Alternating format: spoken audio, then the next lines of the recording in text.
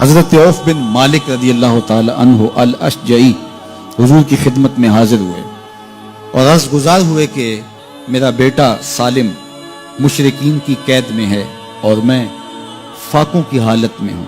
تو فرمایا آل محمد کے پاس ایک سیر جو ہیں بس، اس کے علاوہ ہمارے پاس بھی کھانے کے لیے دنیاوی اسباب نہیں ہیں. کہا صبر کرو اور اللہ سے ڈرو اور لا حول ولا قوت الا باللہ کثرت کے ساتھ پڑھو.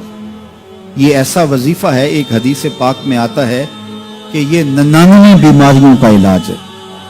اس میں سب سے کم درجے کی بیماری ہم اور غم ہے. یہ دکھوں کا مداوع ہے، مشکلات کا علاج ہے، اور یہ وظیفہ میرے حضور نے بتایا. حضرت ابو ذر غفاری رضی اللہ تعالیٰ عنہ کو حضور نے 5 چیزیں بتائی تھی. ان میں سے 5ویں چیز یہ تھی کہ ابو ذر کثرت کے ساتھ لا حول ولا قوت الا باللہ پڑھا کرو. فرمایا عرش الہی کے نیچے ایک خاص خزانہ ہے، یہ وظیفہ وہاں سے آیا ہے.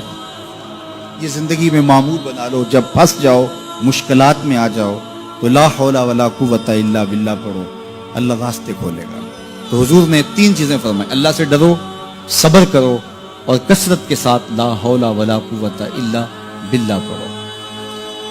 وہ فرماتے ہیں کہ میں یہ عمل شروع کیا، ابھی گھر میں بیٹھا ہی تھا کہ دروازے پہ دستک ہوئی تو میں اٹھا کہ دروازہ کھولوں دیکھوں کہ کون ہے. تو دروازہ کھولا، دیکھا میرا بیٹا کھڑا ہے اور اس کے پیچھے 100 اونٹ کھڑے ہیں. تو میں نے کہا کہ تم اور یہ اونٹ؟ کہا مجھے موقع لگ گیا، میں ان کی قید سے بھاگ آیا.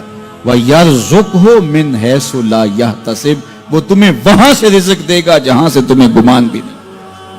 اس کے ہو کے تو دیکھو. اللہ اکبر. اللہ کے ہو جاؤ تو پھر وہ تمہاری ضرورتوں کا کفیل ہو جائے.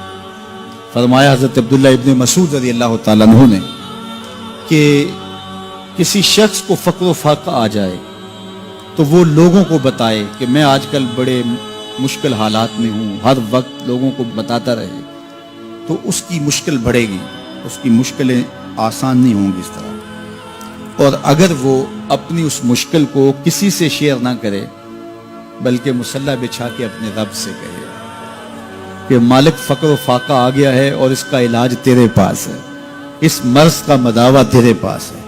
تو حضرت عبداللہ ابن مسعود فرماتے ہیں کہ رسول کریم نے فرمایا جلد یا بدیر اللہ اس کو مالا مال فرما دے. یہ بھی کبھی کر کے دیکھو. مشکل آ جائے، فاقہ آ جائے، مصیبت آ جائے، کسی سے نہ کہو، صرف اپنے رب سے کہو، پھر دیکھنا اس کی کرم نوازیوں کا می کیسے برستا ہے. اچھی بات دوسروں تک پہنچانا صدقہ جاریہ ہے. ویڈیو زیادہ سے زیادہ شیئر کیجیے.